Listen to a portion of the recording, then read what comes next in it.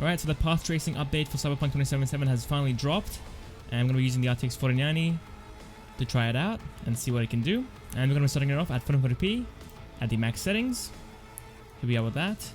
And then scrolling to the bottom, we have the 2 extra features now, which is path tracing preview and for photo mode, which I'll enable right now. And as you can see in the top, you're going to need at least an RTX 3090, 3090 Ti, 4070 Ti, 4080, 4090. Anything below that, it's just not going to run. It is far too intensive. And it will just kill your graphics card pretty much. Alright, let's jump into it and see what it looks like and how it runs on the 4090. Alright, here we are in the actual game. I'm going to be starting it off at 40 FPS, guys. This is such an intensive feature, but it looks great. It looks very realistic. On the main road itself, it looks pretty similar at first glance to ray tracing at the psycho mode, but in some specific areas, it looks amazing. Alright, let's go ahead and spend a bit of time outside driving around, and then we'll go ahead and spend a bit of time inside as well. Do some combat scenes, shoot around, and see how it runs with that as well. But 40 FPS at 1440p with this card is insane. Normally this card crushes 4K gaming, but with path tracing it just can't even handle at 1440p. It's still very playable obviously at native 1440p. It's not going to feel as responsive as 60 FPS, but still. Ooh, getting a bit of stuttering right here, guys. 30 FPS almost. Alright, now playing the game with DLSS and frame generation enabled at the balance preset, we're going to be sitting at 150 FPS. So I'm going to do a little lap around the same area again so we can see what the lowest FPS is. The game definitely looks far softer at this point at 1440p. It doesn't look as clear as native 1440p, but I think overall it looks pretty decent. And FPS wise, it is doing much better. We went from sitting in the 30s up to the 40s, so now sitting in the 130s and 150s, which is incredible. Man, look at the reflections here. Alright, going indoors now, we're going to be still sitting in the 30s and 40s. Looking around looks fantastic, man. Look at this. Incredible reflections and lighting in general. But I got a feeling the FPS is going to fall down to the 20s here. Just got a feeling. Alright, here we go. Ready? Getting very close to the 20s, guys. 31 FPS is the lowest so far. Let's throw a grenade. Wow, the whole lighting just changed when I caught fire, I think. Is that true? Or am I just seeing things? I swear the whole room just got warmer. Or like a warmer tone. That is crazy. Alright, now with DLSS running, I'm going to be sitting again in the 130s and 140s, it seems like. It's pretty good. I'm going to shoot this guy up over here. Yeah, it feels far smoother. Far better overall. Liking it a lot. Let's see if they throw a grenade at me again. Doesn't look like it. Alright, so it seems like at 1440p we're able to get around 30 FPS up to 40 FPS natively, and up to 130 and 150 FPS with DLSS and FG enabled at the same time.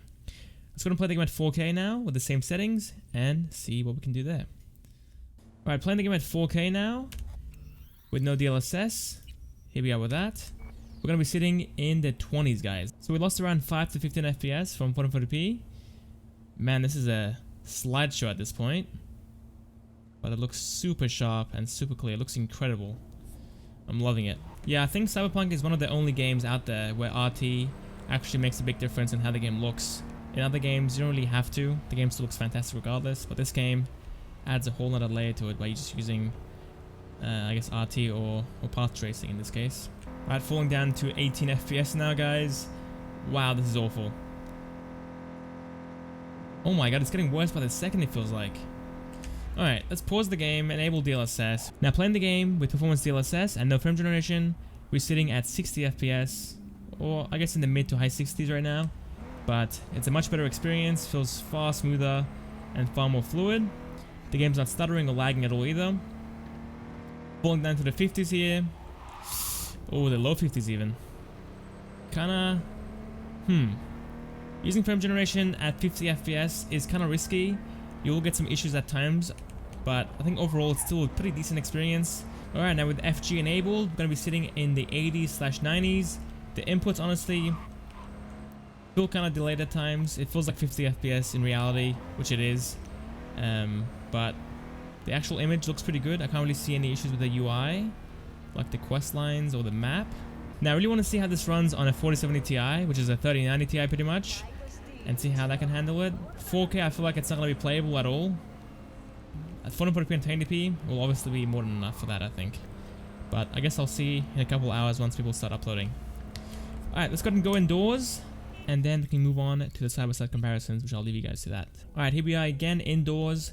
I'm going to keep DLSS enabled because as you saw before, we were sitting at 18 FPS up to 25 FPS without it, and shooting will cause the FPS to drop even lower. So I don't want to be playing at 10 FPS at 4K, but let's just keep going.